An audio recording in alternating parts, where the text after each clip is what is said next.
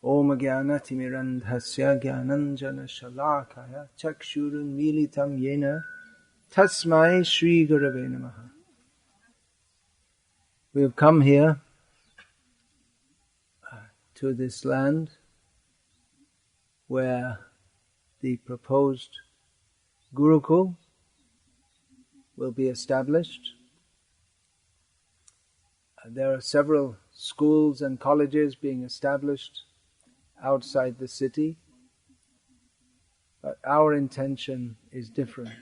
Our intention is to teach in the way that Srila Prabhupada wanted to teach. Srila Prabhupada had a great vision. He was unique among acharyas. There's so many acharyas before him. In many ways, Srila Prabhupada was unique. One way in that he was unique is that he wanted to change the whole lifestyle of his followers and of the world. Previous acharyas had not envisaged such a scheme because there was no need to. Previously, all the acharyas, they preached in a situation which was, if not ideal, there's no ideal situation in this material world, but sufficiently supportive of the practice of devotional service. Even at the time of Chaitanya Mahaprabhu, the situation was not, it was significantly less than ideal. If we say that the ideal is a varnashram society, that also isn't ideal. It's also an arrangement for the material world which is by definition, by nature, less than ideal. But the varnashram system is the best system for cultivating Krishna consciousness or coming to that level, Daiva Varnashram. But in Chaitanya Mahaprabhu, when Chaitanya Mahaprabhu came, the Varnashram system was going on, but there was a serious kalanka or serious disturbance, let's say serious disturbance in that the king, whose everything is in the Varnashram system is routed through the king. The offerings, the organization, he organizes the whole Vedic society is based on yagyas. That is, the king becomes the yajyaman, or the organizer and the beneficiary of the yagya on behalf of all the citizens. So the king happened to be a cow-killing Muslim, the ruler of the state. So even in which Chaitanya Mahaprabhu appeared. So even at that time it wasn't ideal, and still it's not ideal. It's getting worse and worse with the progress of Kali Yuga. Day after day, I've been reciting that verse quite a lot recently. Tatas chanu dinam dharma satyam shochang daya shama kalena balena rajan nangshantyayur balang smritihi. With the progress of Kali Yuga, day by day, Shukadev Goswami tells Parikshit Maharaj, we say that, well, things have got a lot worse in the last 30 years, but day by day, there is a decline in dharma, satya, truthfulness, we could say, cleanliness, tolerance, kshama, daya, mercy, lifespan, bodily strength, and mental strength, especially the power of memory is mentioned here. So day by day, these are decreasing, so that we see that even in India, the general lifestyle of people is not conducive to Krishna consciousness. And what to speak of in the Western countries? Well, that's the problem. India is following the Western pattern, where the lifestyle is simply based on organization for gross sense gratification. And the whole tenor of society is, it militates against high thinking, or even any kind of philosophical thinking. Though the buildings are big, the organization is big, everything looks very sophisticated, but the consciousness of the people is very low, or very, very small, not expanded consciousness, not udaradhi, but very constricted consciousness. The udaradhi is one end of the spectrum, and the other, when one is considering the universality, and the other end is aham mameti, just thinking about me and myself. So in modern society, it increases consciousness of me and myself. When one thinks of sense gratification, which is necessary to be promoted, gross sense gratification is necessary to be promoted in the consumer society. So when one thinks of I, me, and myself, then he comes to the platform of the lowest animals. Even the ants, they cooperate with each other. But in the grossly sense gratificatory society, that when one is thinking of one's own sense gratification, then one cares little for others and is simply concerned with oneself more and more and more. And the consciousness becomes very small as one thinks of oneself, one's senses, and one has very little thought of what is the purpose of life, what is the nature of life. So Srila Prabhupada, seeing this, and in so many ways, in the modern society, it spoils all higher consciousness, or even what would be considered normal human consciousness. What was even 100 years ago considered very wrong is now become normal, accepted, and promoted as good. For instance, having unmarried mothers. Now that's being promoted in India. In the West, it's completely normal. If you see a woman with a child in the West, you don't presume that there's a husband. It's not presumed. It's maybe they have, maybe they don't. Maybe they had. Maybe they will have. Maybe they'll marry their boyfriend at some point in time. But it's not considered very important. 100 years ago, homosexuality was considered wrong. Now, to say anything against homosexuality is legally punishable. So the society has changed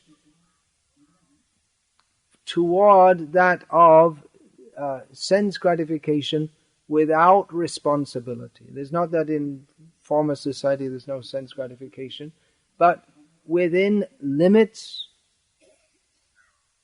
religiously defined limits, and with responsibility. You have to take responsibility for your actions. So that has all changed, and with the factory-based, industrial-based society, the joint family became unnecessary and obsolete, and then it came down to the nuclear family. That's the hum do hamare do, is the nuclear family. And then the next development or not evolution but devolution, is sab aapka mobile jara se band kijiye. Thank you. Everyone please turn off your mobile. Every lecture has to be interrupted for this. So, it's gone from the joint family where there are many people caring for each other to the nuclear family, and now in the family with electricity and then motorbikes and mobility and all kinds of entertainments, TV, internet, computers, so many things that the family doesn't, and then food you just buy at the Subway or McDonald's or something, or you get something out of the fridge and stick it in the microwave. So there's no real need of any family. The families, they live together, but there's no real need of being. It's just a social and economic arrangement, and seeing that that's not necessary, well then there's no need of even hamdo hamari dog. There's only me ek hoon, that's all. I'm alone by myself, and that's what it's coming to more and more. That's already there in the West. As I was staying in an apartment in Helsinki, the capital of Finland, which is kept, our devotees have that apartment. Very small apartment, just a one small room with two tiny rooms on the side. One room is the bathroom, and the other side is what is called a kitchenette. It's not for cooking in, but it's just like for making coffee or something like that. Our devotees don't make coffee, but there's a whole big building full of these apartments which are meant for single people. And people, they live single throughout their life. They have their boyfriend or their girlfriend, or maybe both, a boyfriend and a girlfriend, who sometimes they go to their place, or sometimes they bring them to their place to indulge in what they keep a boyfriend or girlfriend for. And eating is outside, laundry is outside, and there's no need of living with anyone, except maybe a cat or a dog. And that's it, and that's the life. And people are miserable, completely miserable, but they call this progress. So just the individuals have become consumers, that's all. It's interesting, this word, bhog, which is the word for consumption or material enjoyment. That is the demoniac propensity. We say the consumer society. If we could translate that in Hindi or Sanskrit, you would say that's the bhogi, or bhogi means who is the enjoyer. So we say the bhog, or how do you say that? Bhuntva, bhokta. Well, bhokta also means bhogi. Anyway, it's the very word which Krishna says in Bhagavad Gita, which typifies the demons, Ishvaro ham aham bhogi, these two symptoms of thinking I am the controller and I am the enjoyer. Well, that is the very definition of modern society, consumer society. Bhokta samajya, bhogi. So Srila Prabhupada wanted to, seeing this situation is not favorable not even for material well-being, either physical, mental, psychological, emotional, in any way. It's not good. What to speak of spiritual? So Srila Prabhupada had this scheme to bring people to the land and live simply. And chant Hare Krishna, and have schools, grow your own food. It's revolutionary. Revolution means to come back to the original point. So that was Srila Prabhupada's plan, and unfortunately, his followers, to a large extent, forgot that, because it's a lot easier not to do that. It seems easier. As a religious organization, we can raise funds on the base of being a religious organization, and then we can live comfortably in temples. And what need is there for this grandiose schemes of making farms and living simply? What's the point? I mean, money's coming in, and we're chanting Hare Krishna, so what's the need? Well, the need is for our own consciousnness to... Well, one reason is because Srila Prabhupada said to do it, so we should do it. Another reason is that Srila Prabhupada didn't come to this world simply to build a few more temples. There are already so many temples. And make a comfortable life for a few people in a few temples. But he wanted to fulfill Chaitanya Mahaprabhu's prediction that the whole world can take to Krishna consciousness. But we see that in the modern society, people are not much inclined to that. This high philosophy of Krishna consciousness, people can't think in a high way because they're just thinking of their tongue, belly and genitals, and that's their whole life. And they're full of anxiety, how to get money to support the functions of their tongue, belly and genitals throughout their life. And they're in very low consciousness, in the lower modes of nature. So it's difficult to get people to come to the understanding of this high philosophy of Krishna consciousness. And even if they do take to it, then the way of life in the modern world is just punishing, that you have to work so hard just to maintain what are called the basic necessities. In modern life, the basic necessity, you have to have some means of transport, you have to pay the electricity bills, the water bills. Nowadays we think of it as normal to have a water bill. Who could have imagined in the past paying for water? And then we're just waiting for them to pay for the air bill. How many breaths have you made? So you have to pay the tax for that.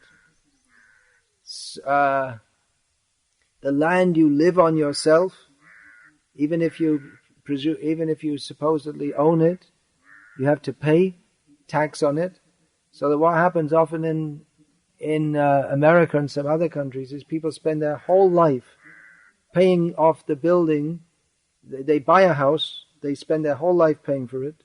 Then they retire, but the tax on the house is so high that they can't afford to live in it because they're not earning anymore. So they have to give it up.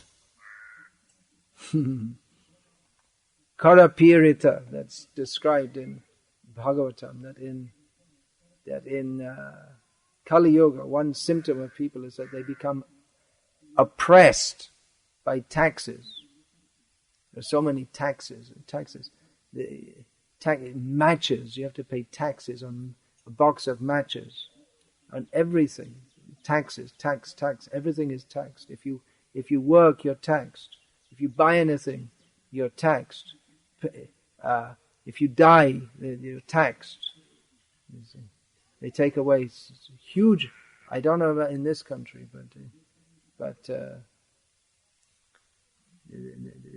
in the West, in many countries, dying is of course you lose everything when you die, but the government makes sure that they don't lose. So in this way, the government, they have top-heavy taxation, and the government is just a bunch of thieves, as is also stated in the Bhagavatam, that what is it? Prajas tu bhakshayishyanti. They're also consuming the citizens. Mlecha rajanya rupina. The mlechas, low-class people, have taken the position of Raja. Raja is supposed to be like a father to the people, nourishing them, but instead of nourishing them, they're draining every last drop of blood out of them. And then even when they get, in some countries, even they don't arrange to, when they've drained the blood out of them, they're totally sick. Then they can't pay for any medical treatment, and the government won't help them at all. That's still going on in some countries, including this country. They do have theoretically medical treatment for everyone, but really you have to pay if you want anything more than quarter decent. So people are harassed, in anxiety. They're not able to think of the higher purpose of life. So this simple living is required for high thinking. If there's a complex lifestyle, the complex lifestyle trains it programs the consciousness in such a way that one cannot think of the higher purpose of life. And the complex lifestyle is only necessary for sense gratification. If one is thinking of it's only developed for sense gratification, because people who are focused on the higher purpose of life, they're not interested in what's the point of having all this wealth and gadgets and so many. There's no use. What's the purpose?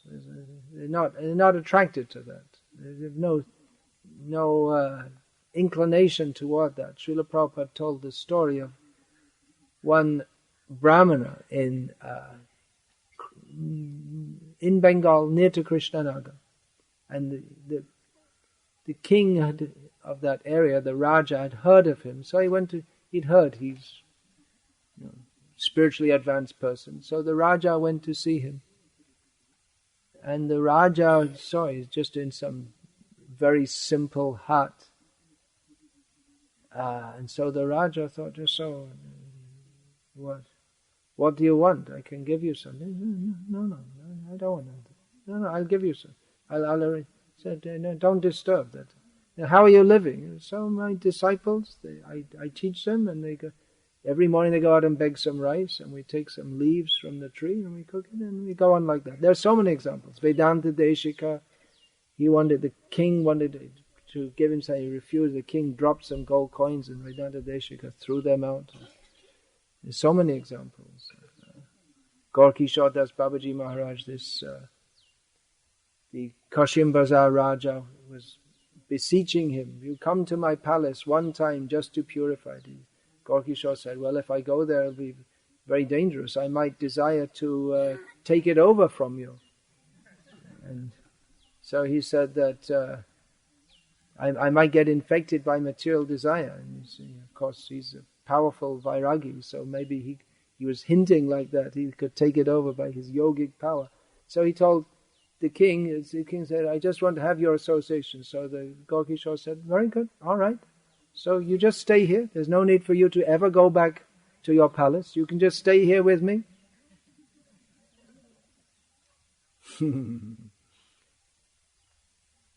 So there's so many examples like this. So the transcendentalists, then they're not interested in Stri Aishvarya Prajapshata. This is mentioned in Bhagavatam. Materialistic people, and Prabhupada mentions in the purport that materialistic people, they like to be surrounded by beautiful, well-dressed, well-ornamented women, even if they're so old that they can't enjoy them, but they just like to see them, to have them around, and it's prestigious also. So they're interested in wealth, money, women, fine clothing, all these things. But transcendentalists, they're not interested in this. They may also bring money, fine clothes, good food, beautiful building, all for Krishna. Dress Krishna in very nice clothes, and a beautiful woman, most beautiful woman, is with him, Srimati Radharani. Give them very nice food. So for this they may do. But for themselves, they're not interested in all these unnecessary development. You have to put so much energy into all this.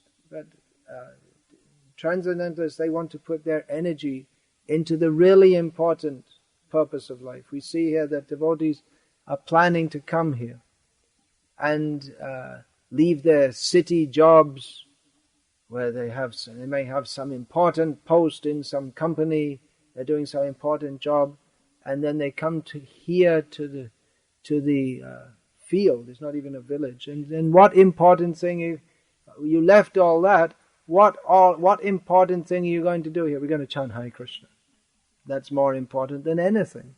Nothing else actually has any importance than this. People who are in ignorance and illusion, they cannot understand this at all. But enlightened persons, they understand that life is meant for God realization. Jivasya tattva jignasa. We should inquire. Life is meant for inquiring into reality. Fortunately, we have not only the inquiry, but by Srila Prabhupada's mercy, he gave us the answer also, which is to chant the holy names of Krishna. So that's the important thing. That's more important than anything. Sanatana Goswami had the most valuable thing. And he also had a touchstone which can turn anything to gold. He considered that not very important. That was in the garbage. And he had the most important. He was sitting without any gold or any such thing. Even though the touchstone was there which could produce any amount of wealth, but he was simply chanting the holy names of Krishna, understanding that everything in this world is meaningless and temporary. Smaran nityam anityatvam. Always remember, everything in this world is temporary. So everything, I mean, it's even if you think, well, I'll become a big sannyasi, GBC, guru, famous preacher, famous book distributor, whatever it may be. It's all temporary. It'll all be forgotten in time. What does it matter? What matters is our relationship with Krishna. That we should make the focus of our life, and nothing else has any meaning. Jivasya tattva jigyasa neha yas cheha karma bihi. There's no other purpose to our works. Ladva sudurlabhamidang bahu sambhavanti manusham arthatam anityam apihadhira turnam yateta napate danumrita yavan nisrayasaya vishaya kalu sarvatasyat. We've got this human form of life after many, many births. It's rarely achieved, but now we have it. So now, having attained this life, we should do whatever is required so that we don't get born again. We've been born so many times. Now, not to get born again. That should be the Christians talking about being born again. But our motive of life is how not to get born again. How to go to Krishna. Not interested in sense gratification, which is available in any form of life. So live here simply, chant Hare Krishna, and actually there is better sense gratification. Happier life. All this anxiety of running around, have to go here, have to go there. Just slow down. People like to come from the city to the country and take a little rest and relax so they can go back with more energy to struggle in the rat race and get ahead or at least survive. No, there's no need. There's no need to be in the rat race. No need. You don't have to be a rat. You can be living simply, chanting Hare Krishna. What we often see is that our devotees, they come to the land with the idea of living simply, but because there's so much in there's so much influence by this Rajasic culture, they have this idea. Okay, we got a little land. We'll get more land, and we'll produce more, and we'll do this, and we'll do that. And they just can't. They don't get the idea that you just sit down, relax, chant Hare Krishna. You don't have to expand and get in more. Take a loan buy more land, and we don't have enough people to work it. Okay, so we'll work 15 hours a day. And I've seen this in various farms that have all this idea. We're going to do this project, another project. Just calm down. Calm down. Be thoughtful. Be thoughtful. We can spend time. Instead of spending time making this project, that project. Of course, different projects can be taken up if more people come. But our real project is to chant Hare Krishna, study Srimad Bhagavatam, discuss the topics of Shastra, worship Krishna, live with the devotees. This is our real project.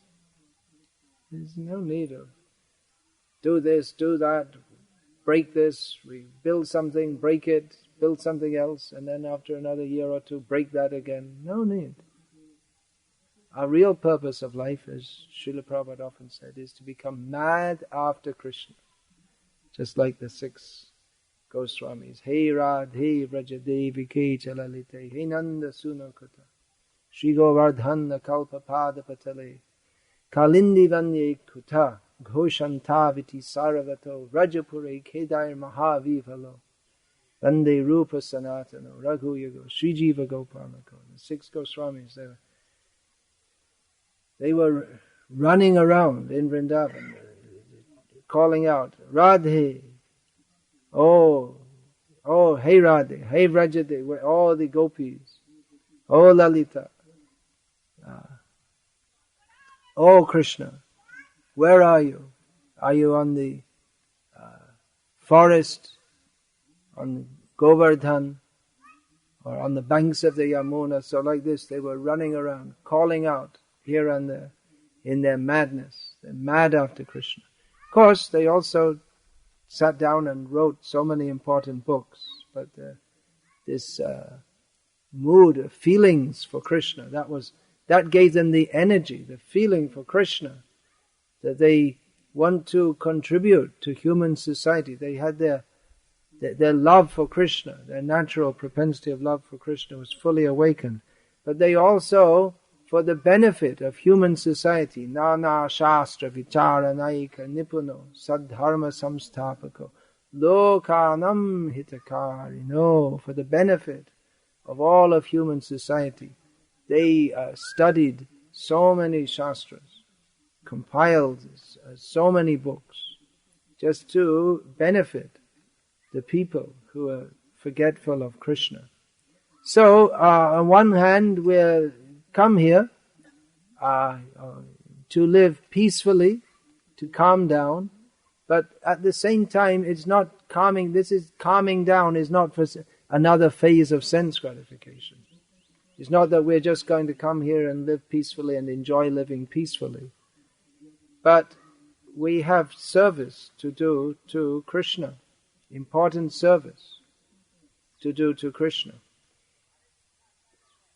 Maybe 2 years ago in America, I was taking prasadam with a godbrother of mine in ISKCON Berkeley. You know that temple very well? ISKCON Berkeley. I just came from there. Yeah, California. Yeah. So I was sitting and taking prasadam with Amogha Leela Prabhu. Anyway, I'll tell you that he's living on he has a little farm out in the country there. So he told me that there'd been like some politics in the temple, and he was getting involved, and he's on his farm, and they're calling him all the time. You have to get involved. You have to do your bit. Hold the flag, and go on the march, and stand up for your rights, and all this thing. And then at one point he was thinking, yeah, I have to do this. This is important. But then he thought, well, I've got other important things to do. You see, I have to weed the garden and water the plants and chant Hare Krishna to the plants so they grow nicely. This is very important. It's more important than getting involved in all the temple politics. This is my service to Krishna. Someone else, they can, Sarve Yudhe Visharada, says in Bhagavad Gita, that everyone's expert in fighting. So someone should do that. Shrayan swadharmo viguna paradharmat svanushtitat. Everyone should do their own allotted service. So I've taken up this service of growing the plants for Krishna, living simply, showing how you can live simply. Where there's a temple, it's likely there's going to be some kind of something like this, because wherever there's, in Kali Yuga, wherever there's money, that's Parikshit Maharaj gave Kali the place. You can stay wherever there is gold. Nowadays, there's not much gold anywhere, but there's the gold is manifest as money. So it's likely that it just has that effect, especially in Kali Yuga. It has the effect of polluting people's minds. Doesn't have to, but in many cases it does. So he told me that yes. I just realize I don't have to get involved in all this. If I don't get involved in it anyway, it's not. If I die tomorrow, life will go on. It's not like I have to be involved, otherwise there's no hope for anything. As quoting a fairly famous lecture of 2 generations ago. Actually, he was very famous, but now no one's heard of him outside of France and a few historians. Charles de Gaulle, the famous leader of France, he said a very good thing, actually, that the graveyards are full of indispensable men. How to say indispensable in Hindi? I don't know. You can think of it. Mahatvapurna. No. Jinke upastiti jarur hai.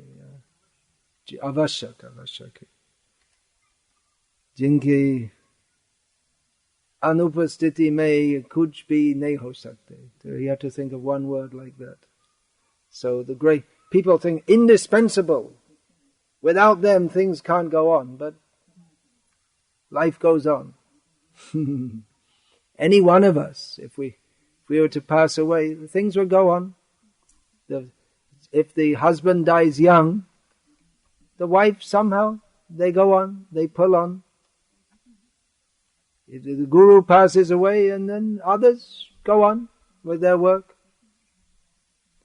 No one is indispensable. Of course, guru in a different sense, because he remains by his instruction, so we shouldn't think he's died. But this feeling that I have so many important things to do. This is important. Sit peacefully, chant Hare Krishna. That is preaching. We shouldn't think it's not preaching. Showing people that you can actually live without ulcers, BP, unnecessarily getting angry and purchasing all kinds of things all the time that you don't really need. It is possible to live without a cell phone, without electricity. How can you live without electricity? Well, what were your grandparents and all the generations before doing? How did they live? They must have been primitive. That's what we think. Well, how primitive was Vyasadeva, Madhvacharya, Ramanujacharya? Look at the level of their thought. Yesterday we were reading or listening to the reading of Madhva's teachings, some of Madhva's teachings as received through his parampara. And it was mostly just being read, and our devotees, they were, even though they've read Prabhupada's books and this and that, and it was in simple language, and the concepts were also not that difficult, but our devotees were getting lost. So these were intelligent people. Actually, the modern society, it makes people dull-headed and stupid. everything about it. Just like this, you see that there was at one time, as India's aping the Western culture, anyway, it goes by the word culture. There was a time when there were, in the Western world, there was a higher music, and then for the simple people there was some folk music, and then so many different forms of music developed, and then electronic music developed with, and then there was rock and roll, rhythm and blues, and then rock and roll, and then rock music and heavy. You know those machines they have for breaking the road? It sounds somewhat similar. And and now they have something which sounds what they call music, and you hear it. I've heard it the last few nights. They play it at night because it's like Rakshasa style music. Really. So it's just like boom, boom. Sounds like someone hitting you on the head with a hammer. And it actually gives that effect of a headache. And that's called music. So you can see how people's consciousness is coming down. They become less intelligent. I mean, even the folk songs, and there would be some poetry, and in many cases there was some kind of thinking about it. There was some kind of something resembling some kind of philosophical thoughts. The answer, my friend, is blowing in the wind. How many years? Well, I don't know. How many years can a mountain exist before it? I can't remember exactly. Before it falls to the ground. So many things.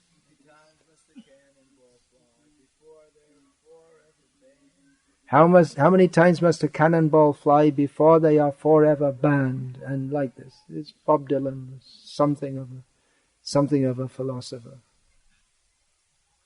something. But now it's just boom, boom, boom, boom, boom, boom, and it goes on all night. I mean, I hear it, and they don't change the rhythm. It's just like that, on and on and on. So, I mean, there's just one example of how everything in the society makes you dull. The food, rotten food. No one eats fresh food. No one even knows what fresh food tastes like because they never get it. They say fresh. I just got it from the bazaar, but in the bazaar means it's already a few hours old. Fresh means you cut it, cook it, offer to Krishna, and honor it. That's fresh. They don't know what the milk is full of all chemical. It's full of all poisons and chemicals, and it affects the physical and mental functions. So everything about this society turns us into not even. If you say animals, well, there are some kind of nice animals, but it's like vicious animals and nasty animals and the lowest kind of animals. So it's a preaching to show that just live simply and cultivate higher understanding of what is the purpose of life. Cultivate this understanding. Everything here is temporary, but beyond this temporary world, there is Krishna. There's the spiritual world. We're meant to live there. Everything there is sweet, as we just sung. Everything about Krishna is sweet. We are meant for that world. We're not meant for this nasty world. So that's preaching also. How devotees can live with very peacefully together and actually be friends with you. Nowadays you don't have friends because you're moving. In Bombay recently I gave a class to my godbrothers from America and I asked them both, how many residences have you lived in your life? I was expecting both of them to say 6 or 7. Both of them said, I can't really count them all. They've moved so many times in their life. They're grihastas, but they've moved so many times. It's difficult for them even to think of how many places they've lived in.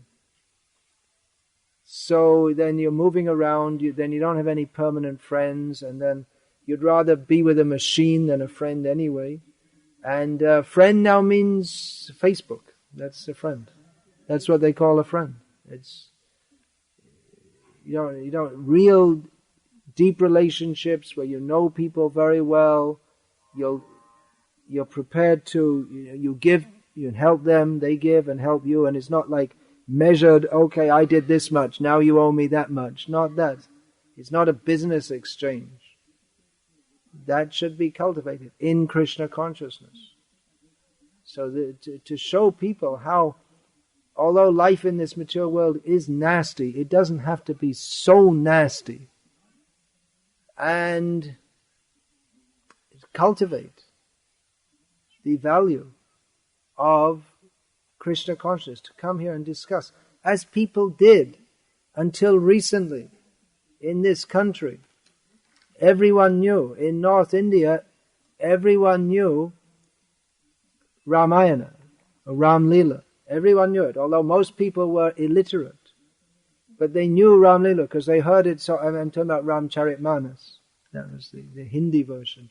But more or less everyone knew it because they heard it so many times, and it's part of this in the language that people would speak, that they'd quote like sayings from this. So everyone was completely aware of this, and by hearing the Ram Leela over and over again, the consciousness of Ram was just like the air. It's there.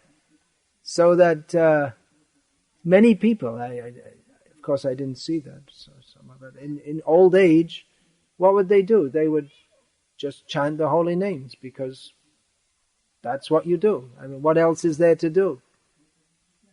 It came naturally to them.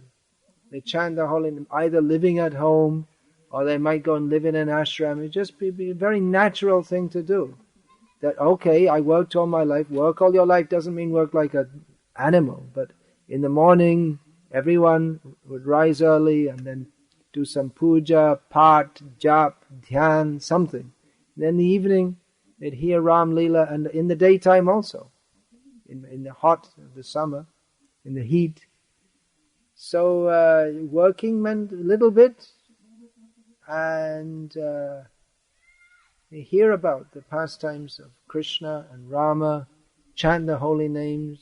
That was the culture. Not that everyone was a Paramahamsa by any means, but the culture was such that it was saturated with God consciousness. So to re-establish this, that the real value of life is not to get a job, a good job, and earn lots of money. The real purpose of life, the real meaning of life, is to be absorbed in Krishna. So this setting is meant to foster that consciousness of Krishna, known as Krishna consciousness, and just let people see how nice is that way of life. So it's a big challenge to do this, no doubt. In the complex society, to do this simple thing becomes difficult. And there may be so much opposition from everyone, because everyone says, oh no, if you don't train the children how to get a job, then, you're cheating them, you're mistreating them. Maybe the government will take away your children and forcibly send them to a school. Maybe not in this country yet. But in other countries, they can do that. They make the school curriculum that you have to train them. You're forced by law to train your children to become stupid and demons. And they have to learn about all kinds of stupid things, like the batting averages of cricketers, and what's the latest serial on TV, and these are the kind of things they have to. They get marks in their exam in the school. They're forcibly, the governments are making the people lower than animals. So we want to present a different culture, a whole different approach to life. It'll be difficult because, everyone will be against that. We can expect that. Most people, even our own devotees, they'll think, why are you doing that? You should train your children so they can make money, because how can you live without money? But our outlook is, how can we live without Krishna? It's not that money comes first and Krishna comes second. First of all, get the money, then maybe we can think of Krishna. But our outlook is, with faith in Krishna, ananyas chintayanto mang ye janah paryupasate tesham nityabhiyuktanam yogakshemam vahamyaham. That Krishna will look after us. We don't need much. What do we need? We don't need a big palace. We don't need fancy food. Just whatever is required. Yavan artha prayojanam. Whatever is required for our existence, that's all right. That's enough. And our real happiness is in hearing and chanting about Krishna. So, we can bring the children here, teach them about Krishna. You don't have to give them any heavy educational program that they have to learn so much in so much time, drill them. That's not required. Let them be happy. Krishna consciousness means to be happy. So they can hear about Krishna, they can learn the stories about Krishna, learn shloks, learn to have kirtan, and they can have some little arithmetic, and not much required. Language, they could learn. Sanskrit is nice. Hindi, Gujarati, they can learn these. Maybe English. But English opens the door to so many bad things. But nowadays also, Hindi, Gujarati, everything's polluted in the whole world. The Hindi movies are not conducive for spiritual advancement. So, live happily, simply. Be content with what Krishna has given. That is the purpose of coming here.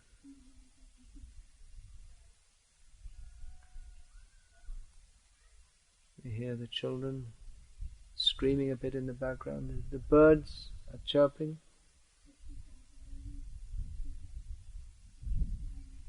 The wind on the microphone. So the simple living and high thinking, they go well together. Whereas complex living makes for stupid minds. That we see. So Prabhupada had this plan to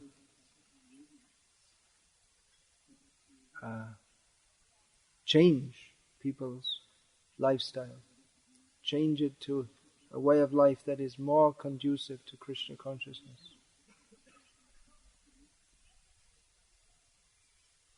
So let's do that. Now already some start has been made by devotees, disciples of mine and others near Hyderabad in Andhra Pradesh. Now here also the farming part, there's no plan for that right now, but the Gurukul part is very much planned. And in Tamil Nadu also that's planned. Gurukul is to start soon also in Salem. So we have to pray for the mercy of Krishna, study Srila Prabhupada's teachings, pray for his mercy that we can do this. Because in our ISKCON, this has been tried before, according to Srila Prabhupada's plan, but for various reasons, most of our attempts to develop gurukuls and farms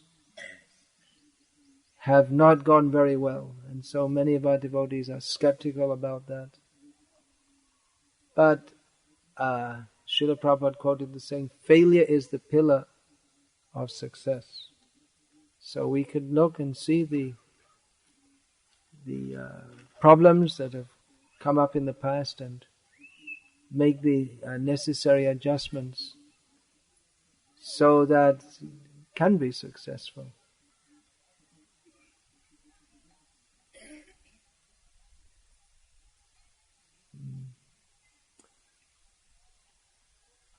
Any question? Please. If not, we can chant Hare Krishna and be happy. Yeah. Yeah, it's like become a standard saying at the end of the class now. Thank you for the wonderful class. It should be wonderful because Krishna is wonderful. So I'm in favor of not having this standard ending to the class. I guess it's polite, but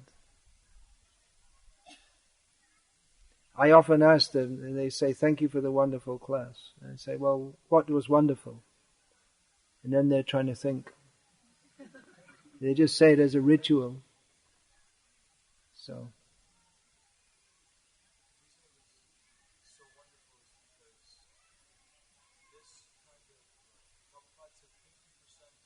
Prabhupada said 50% of my work is not done, and he wanted to set up the Varnashram communities to show that.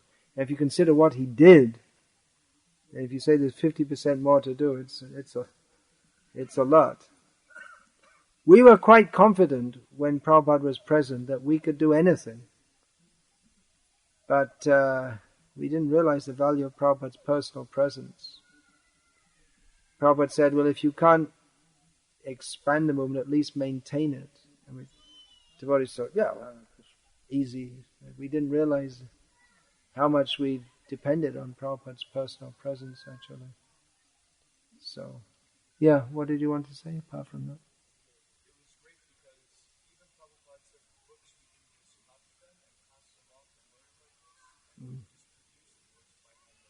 Yeah.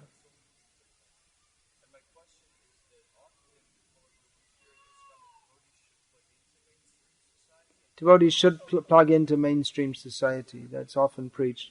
Well, that can be there also. It's not that we're going to neglect what we call the mainstream society. Although we know that the mainstream society, that stream is not going toward Krishna. It's going to hell. So we should be very careful about plugging into the mainstream.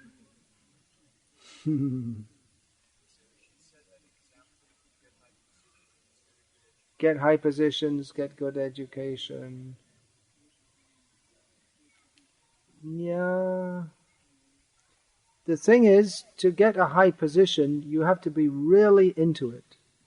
Those who get high positions, they get it because they're really competitive and backstabbing, and they believe in the values of that society. So the idea that we should, and to get a high position, you really have to dedicate, put your time and your energy and study and make contacts and friends, and it takes up all your time.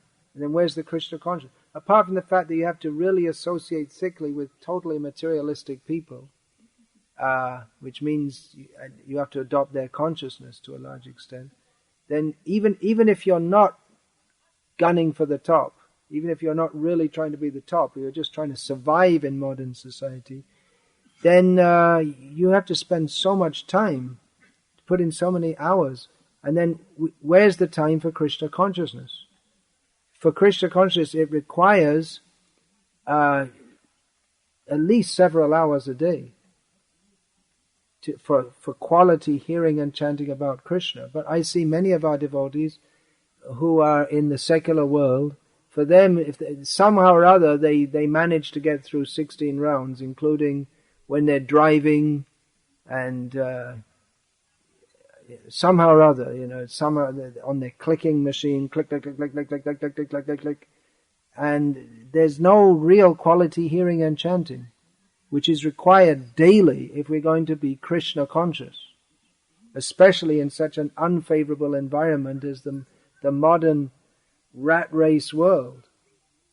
So this idea that our devotees should get ahead and set the example, I'm somewhat skeptical about that, because unless one's very strongly fixed in Krishna consciousness, you're likely to become a victim of that consciousness rather than someone who's setting a good example. to others. So, I'm not saying that people can't be in corporate life or secular life and be devotees, but this was Prabhupada's plan. This was his main plan. Prabhupada said you can be also, but Prabhupada's main plan was the farms and the simple living. That was so you can have them be in mainstream society, but we should know that Prabhupada's main thrust was this. So I don't think we should make the main thrust something else. The main thrust is this, this preaching to show people a better way of life, that we don't need this whole society. We're not dependent upon this society. So it's not totally rejected, but definitely the main thrust of Prabhupada's preaching was the revolutionary farm communities, rather than blend into normal society and become part of it. I don't know how many devotees are actually preaching and influencing others' lives by doing that. I don't know if they can survive. I see most of our devotees who go to secular life, their standards go, or they don't have very high standards. And the problem is when you start thinking that culture is normal, you get in a lot of trouble, because it's, like I say, it's a very low society where sense gratification is the goal.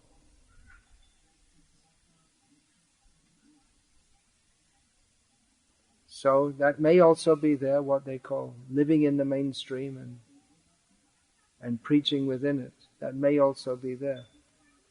But even the preacher, even if people take to it,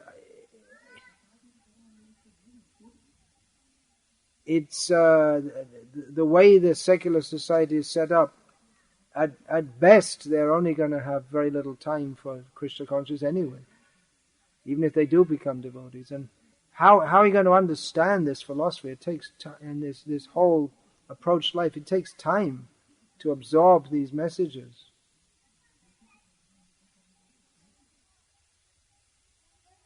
Yeah.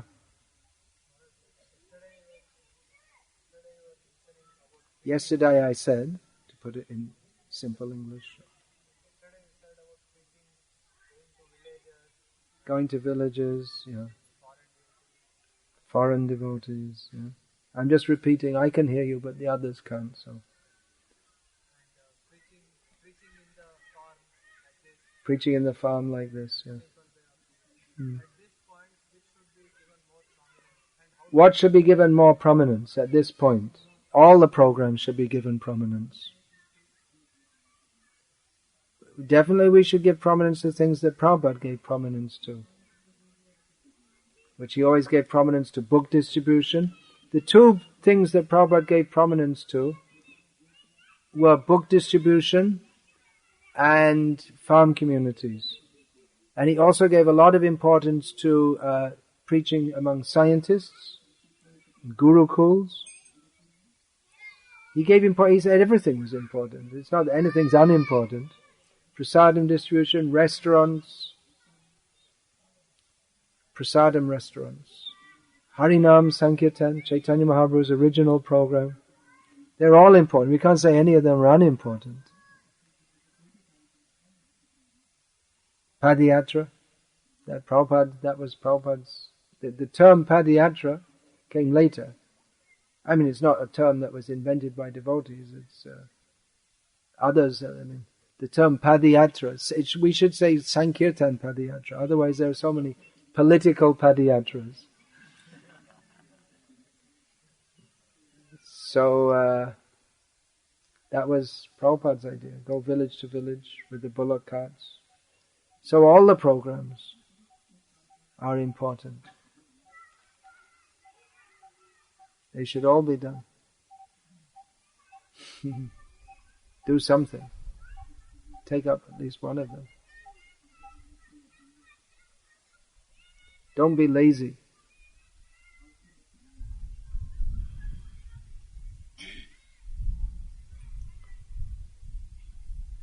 Anything else? All right, well, let's chant. Hare Krishna.